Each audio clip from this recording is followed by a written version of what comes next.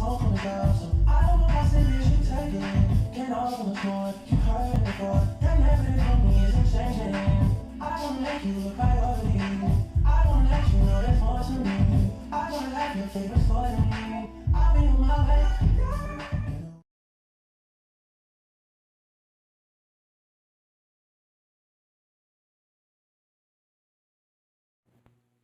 Grand Rising, beautiful people. Today is Thursday, February 25th, 2021. It's day 6 of my 30-day journey. It's approximately 7:45 a.m. I've been up off and on since about 5 a.m. Dealing with some things in my mind, replaying some scenarios and situation, in particular with one person who is I've just been noticing just showing up for me and treating me very differently while I've been navigating through this journey of my own of healing. Ultimately because they're not getting what they want from me, or they're not receiving the version of me that they're used to. And I just feel in my mind I'm like battling myself because of their discomfort, and that makes me feel uncomfortable. So a lot of the times when a lot of emotions are present and we're feeling things, I think we're so quick to try to move past it. Like, I don't know why I feel this way, or I don't like feeling this way. So we distract ourselves. But I'm giving myself permission to really just allow stillness to heal and reveal what is within me, what needs attention, what needs more love. And so before getting out of bed today, well, I got out of bed, but I just needed some clarity, some peace. And so I went to Insight Timer, which is a meditation and mindfulness app that I've been using for the past couple of years. It's free. They have thousands of meditations by thousands of different instructors, from under 5 minutes to over an hour. And check it out if you haven't. Anywho, I got some of my stones and I turned on this meditation about self-love. Really, it was my first time listening to it. So if you're not into crystals, then I don't know what to tell you, because I'm into crystals. But crystals have healing properties. And if you really think about it, our body is just our vehicle. Who we truly are is the spirit. It's the energy contained within this body, but that energy is not limited to this body. So we have this all-knowing wisdom that is always available to us. We have this ever presence. We have this ability to just always tune into the now. So I grabbed a few of my stones, and I'm just going to align them. This is what I did when I meditated. I aligned them on the chakras that the stones resonate with. So this is my third eye chakra, and this stone is really good for, don't make me tell you the names right now. I'll put them on the video and the properties. But this one's for the throat chakra, which is good for communicating, in a healthy way, not from an emotional place, but from a place of wisdom. The intuition, your third eye, is that place of innate wisdom and guidance, allowing ourselves not to be deceived and eluded from the perception of our physical eyes, but to tune into that innate wisdom and guidance that is always wanting what's best for us. This one is rose quartz. I know this one. This is one of my favorite stones. It's one of the first stones I ever received. It's the love stone. So I put that over my heart chakra, which your heart, that place of unconditional love and compassion for yourself and for others. And then this one is for the sacral chakra. And I'm going to put that down below. So just right above. So we have 7 wheels starting from our tailbone all the way up to the crown of our head.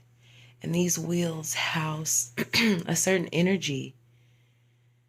And sometimes that energy is not flowing fully or properly because of just our interactions and our unawareness, our, you know, just unawareness of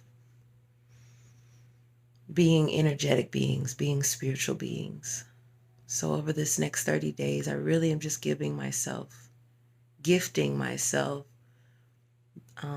the presence to move more from that intentional spiritual space, as opposed to navigating through my, like, reacting from my emotions or from my habit. I really want to grow and move from wisdom and from maturity, emotional maturity, spiritual maturity. I do feel better. That was like a 30-minute meditation, but there's another one that this lady has, and it's about an hour. And it talks about toxic relationships and why we stay and how to leave, 4 steps. So I'm going to turn that on right now and just be here in this moment and honor myself and receive the messages that my heart needs to hear, because the mind is the only thing that gets confused. Your heart always, always, always knows what's best. And a lot of the times we just have to clear that connection between the mind and the heart, which is allowing ourselves to speak our truth and honor our truth. So just wanted to share that with you guys. Just wanting to be as vulnerable as I can on this journey. Yesterday was day 5. It was a beautiful, blissful day, and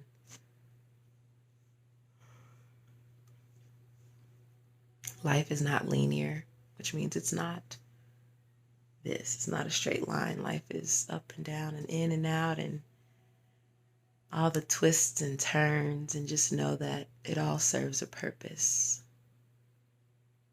So I'm going to honor these feelings that are present.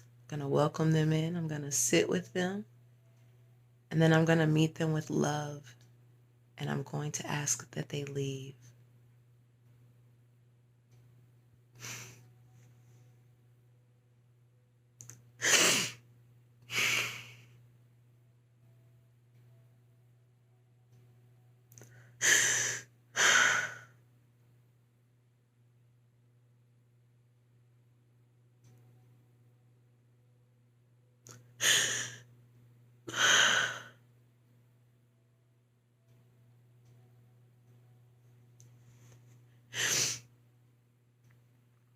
I no longer want to carry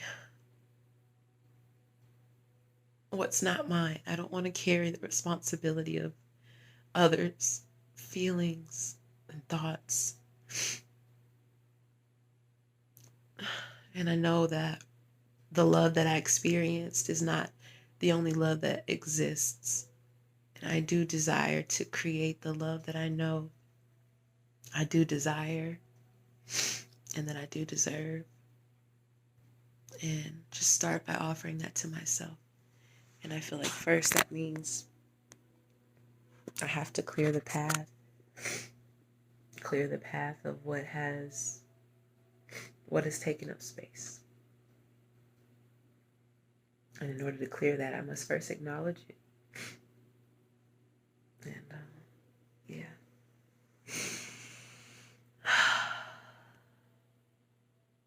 Time to declutter, time to clear out, time to make some space. My birthday is in less than 30 days. It's in 25 days now. And my birthday is the first day of spring. It's the spring equinox. It's the new year, the real new year, when everything is turning from winter to spring. Everything old becomes new. The birds and the bees are out in full swing, and things are blossoming and blooming, and it's the perfect time. It's the perfect time to rebirth myself. It's the perfect time. The time is now. So, alrighty, here we go. Let's get into this meditation.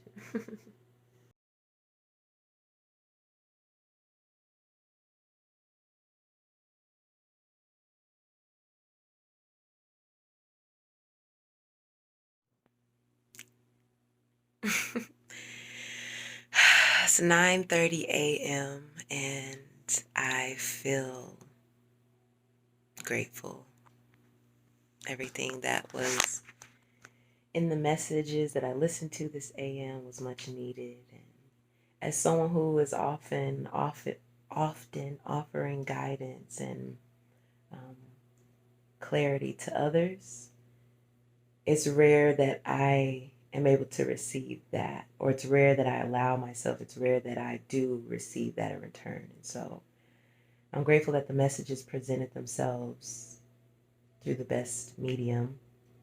And yeah, it's time to get up and get my day moving. I'm going to move my body. I think I'm going to go out on the balcony and flow, a little yoga, and then I'll walk the pups and then continue on with my day from there. So I'll check in later.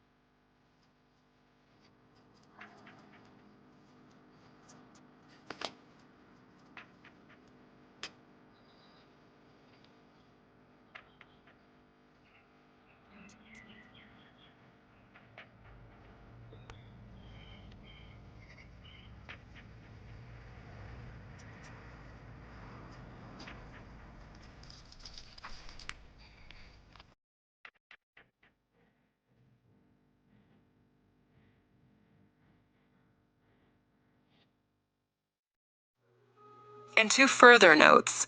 First, remember that when you give up your power, you give up your freedom and your ability to choose what is right and best for you. If you are consistently not treated with kindness, unconditional love, respect, value, and worth, ask yourself, have I given my power over to this person in exchange for love? And what likely is conditional love, love that is quickly revoked if you are not obedient to what is expected or demanded of you. And second, you don't need to experience emotional or physical abuse in childhood to find yourself in an abusive relationship. Unfortunately, none of us are wholly exempt from hurtful words, criticism, outbursts of anger, and manipulative behavior. Abuse doesn't need to be consistent to be damaging. What does help is for you to acknowledge behavior that is unacceptable and to say so. If it persists, then there is a problem. In a love relationship, you need to examine true love as all-encompassing and unconditional. If someone loves you, then you will be treated with fairness and equality and with the utmost respect. If you are not treated this way, and if you continue to hope that things could be different, then are you really in a relationship that offers you love? In a world where so many people are admittedly unhappy in their love relationship, should you continue in your relationship in an effort to make the best of your situation? Do you ever tell yourself that your life will somehow be worse without this person? Is there a certain draw or upside to being in this relationship that you don't want to give up? These are some examples of what we tell ourselves that cause us to hold ourselves hostage in an abusive or in any relationship that no longer or perhaps never did honor and care for who we are.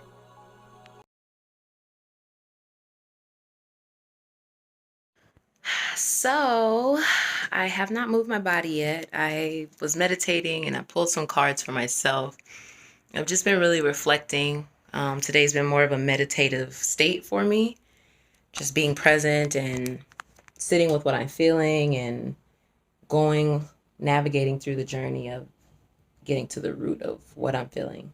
I've decided I'm going to go to pole class tonight, and that's going to be my body movement. So I'll take some video of that. But I just want to check in because I think the last time I left, I said I was going to practice yoga and flow on the balcony, but it's really hot. Like, I don't know if you can see the sun and get an idea of how hot it is out there, but it's hot, hot. And it's afternoon, so I'll just not make myself melt and everything. But yeah, just want to check in. So now I think I'll make a smoothie. I need to eat some fruit or something. Oh, speaking of fruit, I have. Can you name this fruit? Name this fruit. So delicious. It tastes like candy. I'm not even going to say the name. Okay, I'm going to tell you. It is a yellow dragon fruit. They have a red dragon fruit. They have a white dragon fruit that's red on the outside or pink. And then they have a yellow. The yellow is the sweetest one. And if you haven't tried it, I would suggest you try it. That's what I'm going to do.